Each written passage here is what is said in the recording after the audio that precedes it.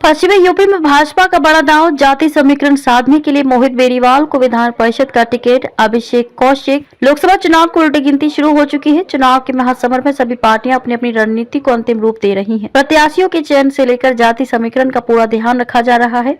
Bharatiya Janata party अपने नारे अब की बार 400 पार को साकार करने के लिए कोई कोर कसर नहीं छोड़ना चाहती। खासकर पश्चिमी उत्तर प्रदेश में इस बार वह जीत का डंका बजाना चाहती है।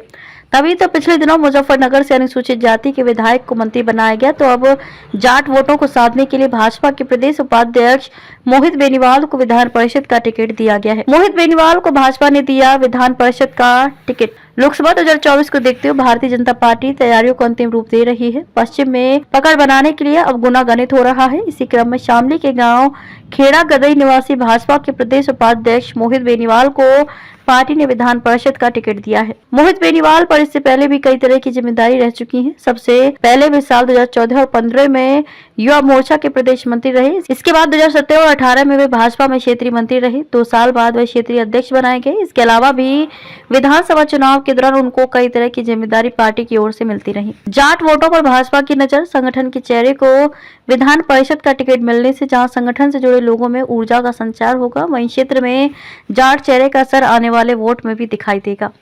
आईटी सेल, रैली और बूथ मैनेजमेंट के माहिर हैं। मोहित बेनीवाल ने 9वीं की पढ़ाई शामली के विवि इंटर कॉलेज से की। इसके बाद रुड़की से हाई स्कूल और इंटर किया।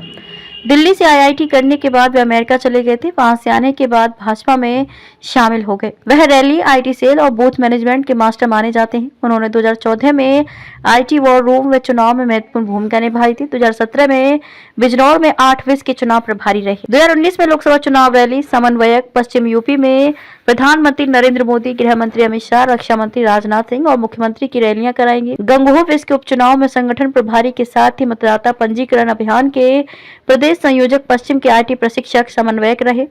वह राष्ट्रीय कार्यकारिणी सदस्य व उत्तराखंड भाजयुमो के प्रदेश प्रभारी रह चुके हैं।